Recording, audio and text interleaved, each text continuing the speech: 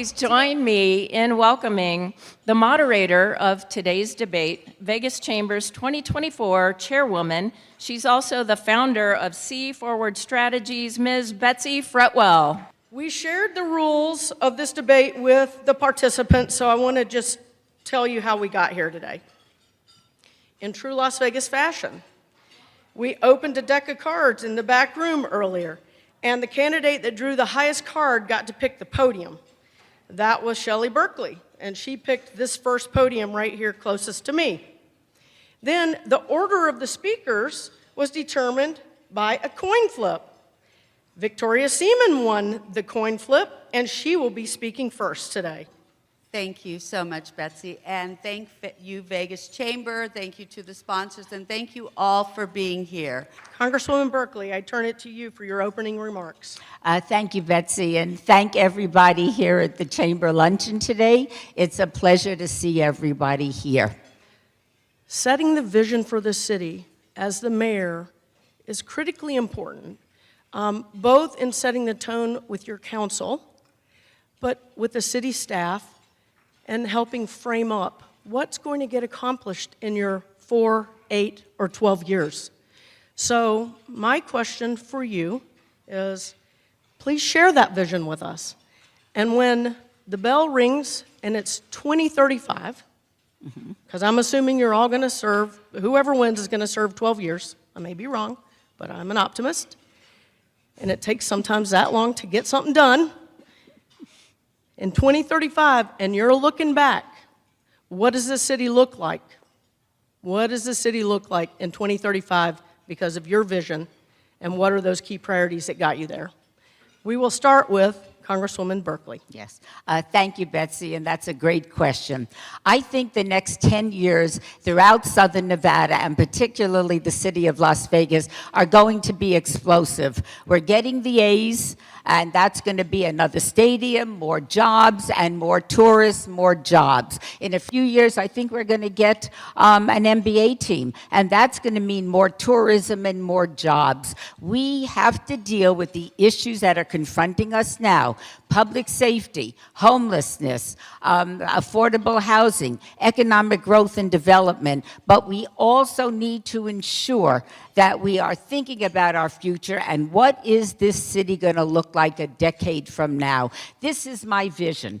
We're going to have virtually no unemployment because everybody that wants a job is going to be able to share in the success of the city. We're going to have unprecedented growth. We're going to be able to provide housing for everybody in the city, whether it's at the top of the food chain or towards the bottom, but everybody will be adequately housed. We're going to have, in addition to enough jobs and enough housing, where are we going in the future? I want to see the city of Las Vegas as the art hub of Southern Nevada. So people will leave the Strip and come down to downtown Las Vegas, where they could enjoy so many amenities of art, because that's who we are as a country and as a community. It's culture that's so important. AI has the possibility of swamping all of us. We need to get a handle on technology and use it for our benefit, not only for the benefit of the city, but for the benefit of individual people that are going to be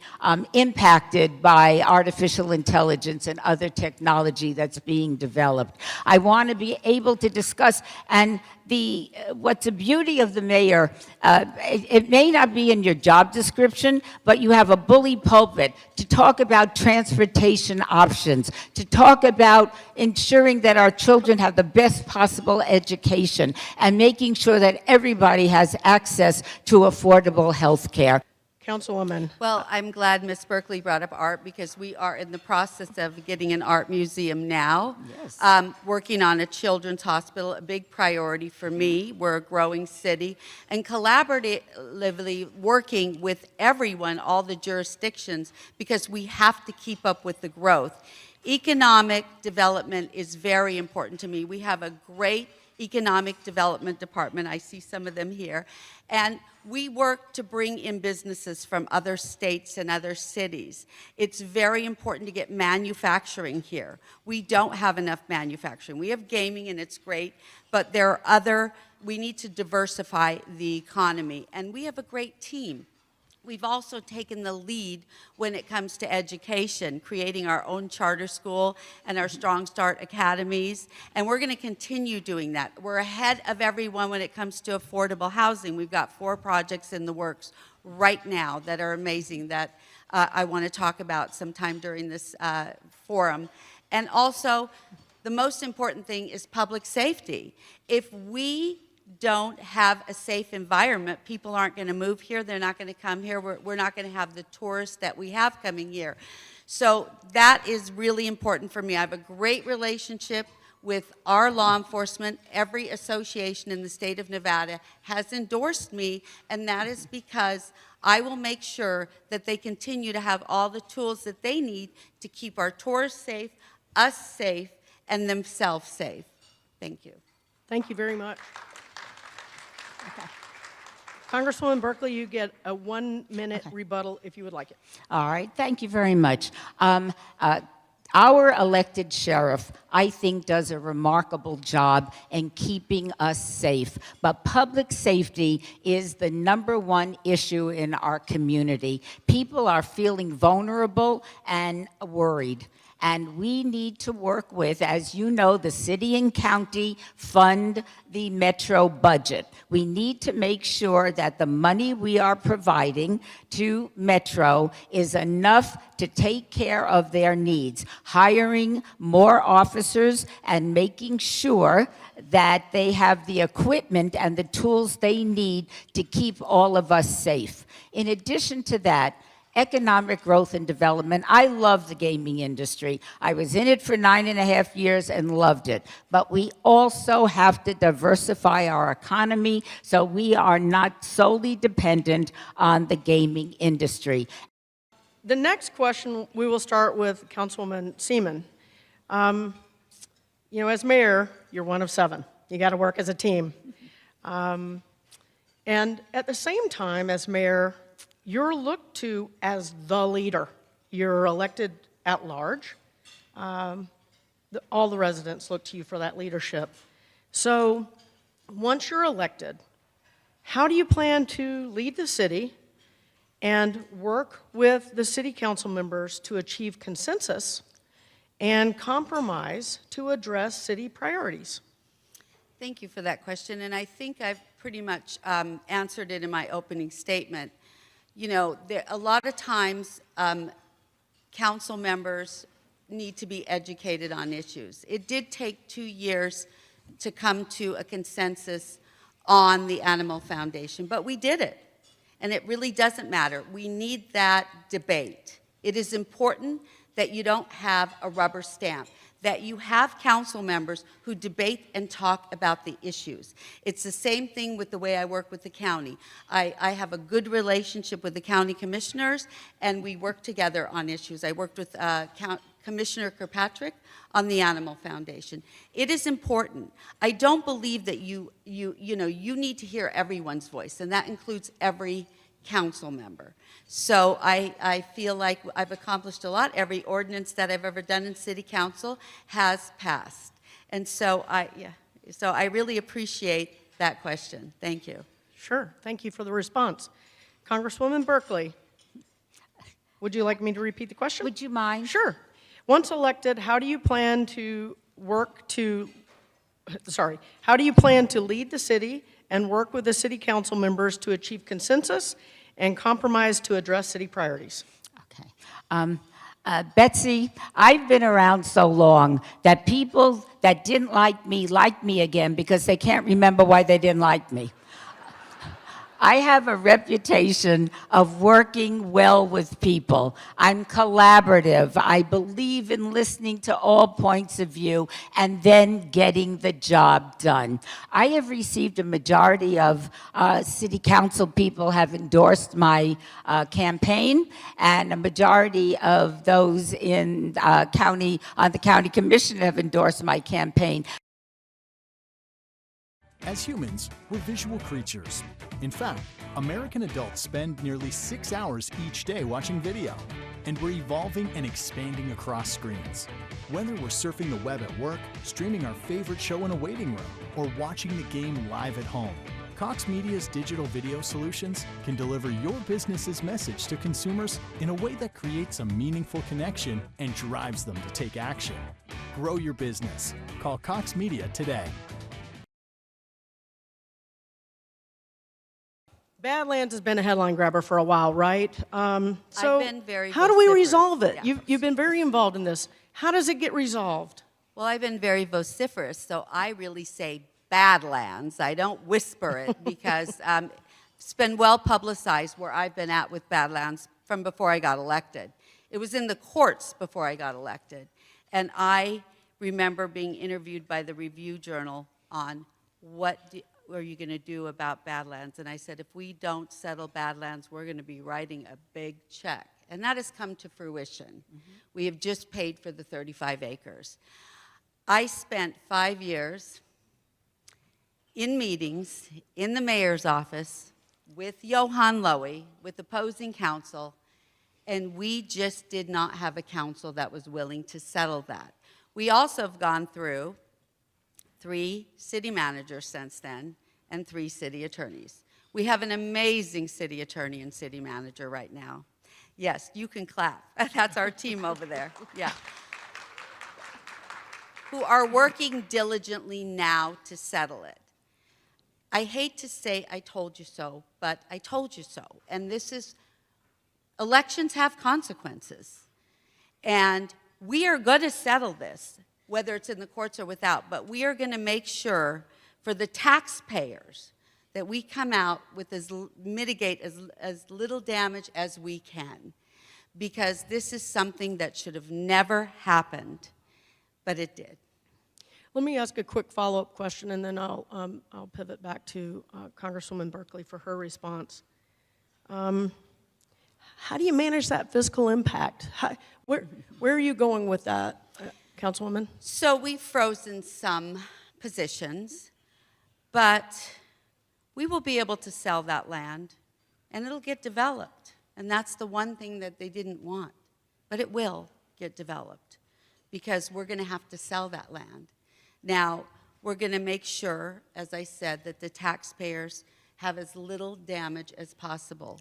But again, elections have consequences, and we need to make sure that this never, ever happens again. And one of the things that I would like to do as mayor is make sure every city council person that is onboarded is a little bit more educated in land use. I mean, there are some things that we can do, but here we are, and we're going to get it settled. I have a lot of confidence in our new city attorney and our new city manager, and they are working hard behind the scenes to make sure that we come out of this okay.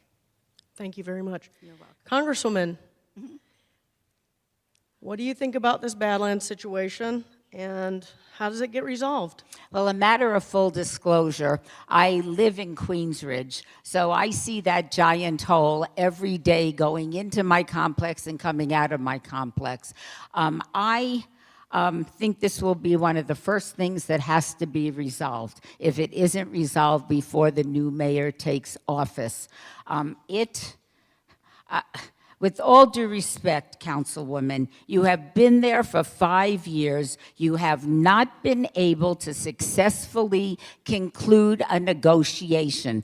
You can't get one other member of the city council to go along with you and agree to settle this. Now, I don't have a messiah complex, but I do believe in this instance that I am the only person that could sit down with not only my city, but with the developer and negotiate a deal that will protect the taxpayers of the city of Las Vegas and be satisfactory enough to the developer to help to make him whole. There has been so much bad faith, and if any of you have read the Supreme Court decision that came down siding with the developer, It was an embarrassment to the city, and we have to remedy this situation before it causes tremendous financial damage to the city that I love.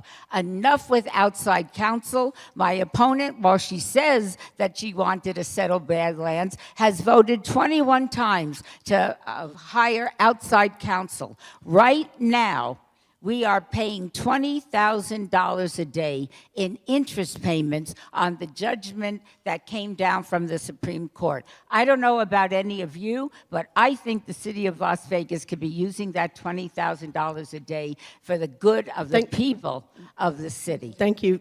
Councilwoman, your rebuttal. 1 minute. It's easy to sit on the sidelines when you live in Queensridge and have never contacted the city about any of your ideas while you're making a hefty paycheck from Touro University. But now that you're running for mayor, you have all the answers. What I can tell you is that you have been endorsed by 3 of the council members that were nays on settling this. So I think it's very ignorant to come in and accuse somebody of not trying to settle it when the city can vouch for me spending time trying to settle this.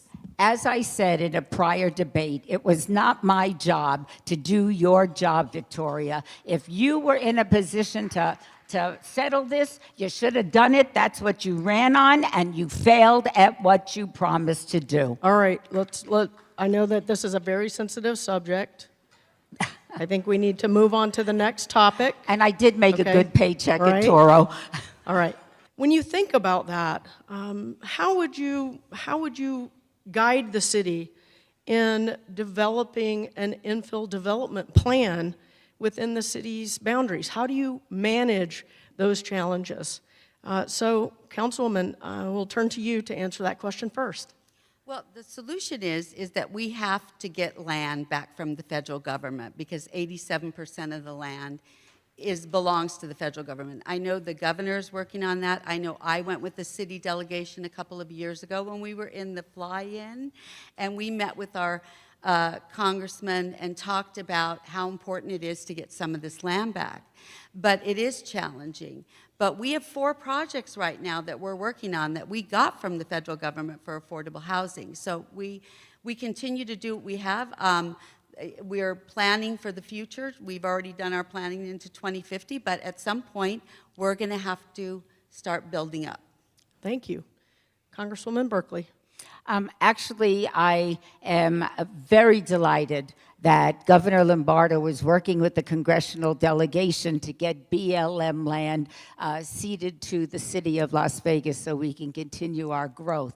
Now, when I was in Congress and got the funding for the VA hospital that was in my congressional district, that it was built on former BLM land that we were able to transfer. So I think I could be of a tremendous help in working with the governor and the congressional delegation to get more lands for future development in the city of Las Vegas. More than that, the city has passed, I think Brian Knudsen introduced an ordinance which makes it easier to develop in the city of Las Vegas.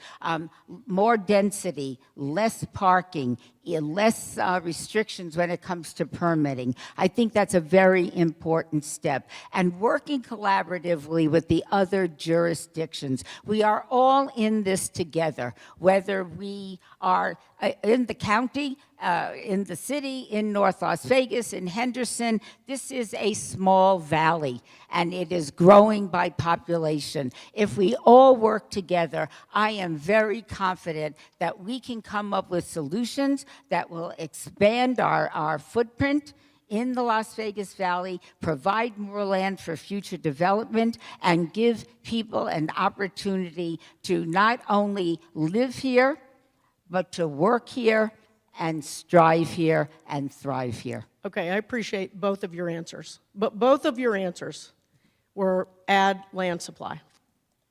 So this is when you hate it that I'm a former city manager, okay? She said build up. So here's the thing. Infill actually really requires different kind of approach to zoning. Oh boy, here comes Jeffrey. He's going to come up here and pat me on the back of the head when I start talking about this. But it could be, expanding your form-based zoning code or things like that, that maybe Councilman Knudsen worked through. But the point is, you're going to continue to have neighborhood challenges. That's right. And both of you have talked about, pulling together stakeholders, pulling together groups that are impacted by these decisions. Infill is particularly challenging. And the cities, even though you may get, close to 3,000 acres out of this new lands bill, it's way out in the Northwest. It's going to take a while to get some infrastructure out there. It's going to take a while. So I'm going to ask you just real quick, give you each just a minute.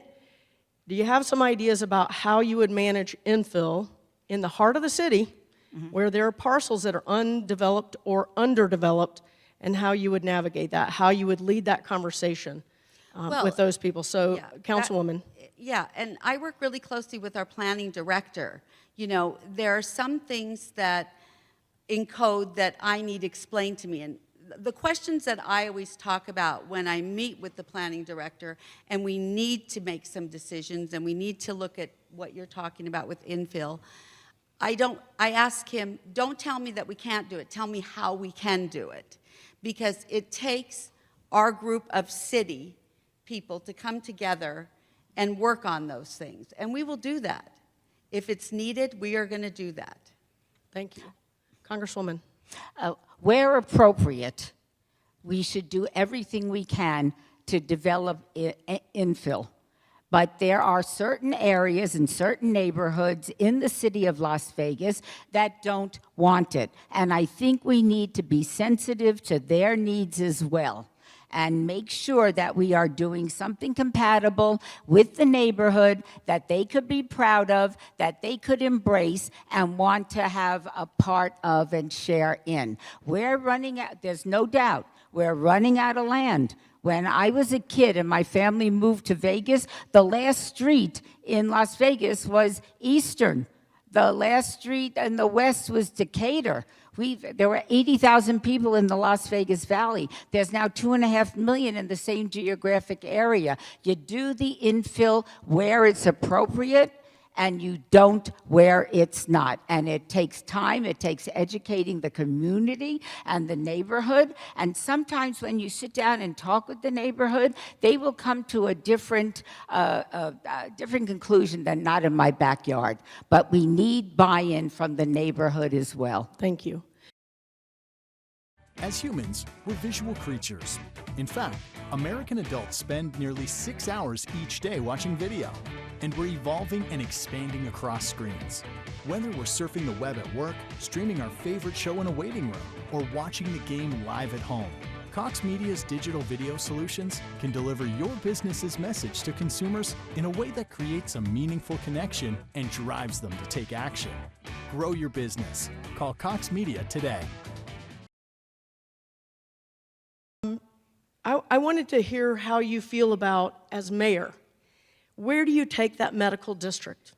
And as a follow-up question, do we see a standalone children's hospital in the medical district in the city of Las Vegas? So we will start with Councilwoman Berkley. Okay, thank you. Sorry, Congresswoman Berkley, apologize. That's perfectly all right. I know what I am.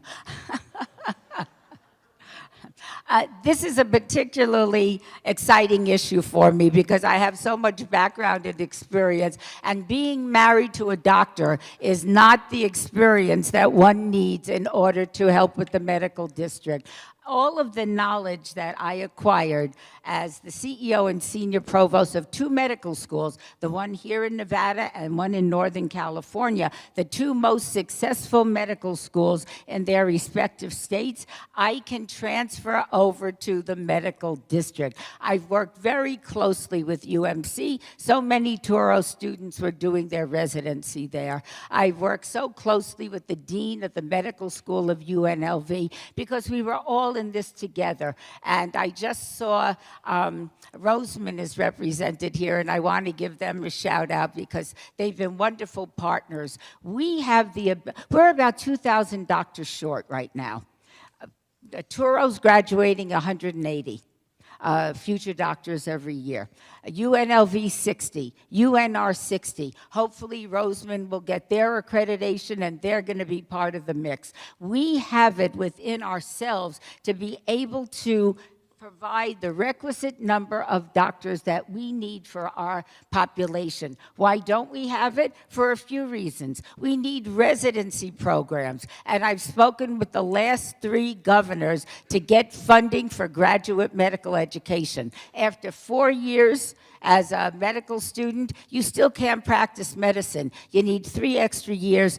The state of Nevada does not have enough residency programs to keep future doctors here. So we're educating a whole bunch of people to go practice medicine someplace else. We need to increase Medicaid reimbursement because right now it doesn't make... Okay. I know I'm out of town. All right. This is something we can spend an entire debate on. Of 'cause course. It is so very important. and to we the probably future. have. I will look forward to that. Okay, Councilwoman. Councilwoman, I do want, you may want to also elaborate a little bit on that public lands bill. Actually returned some land in the Northwest in your district, I believe, to Roseman to be able to develop as a medical district as well. So Yeah, I yeah. just wanted to point that out. Yeah, it's very important that we do as much as we can to diversify the medical, not just the district, but medicine in Southern Nevada because we are growing so fast. And I think whatever it takes, tax increment funding, whatever we can do to bring companies here, and that's what I think the city does great work at, is trying to bring in businesses. And standalone Children's Hospital, I've been advocating now for almost 5 years. My daughter was born with a severe laryngeal web, and she spent the first year of her life in a hospital, and she was trached. And I just can't even imagine if I was living here without a hospital because I was a single mom and I had to work. I was running a business.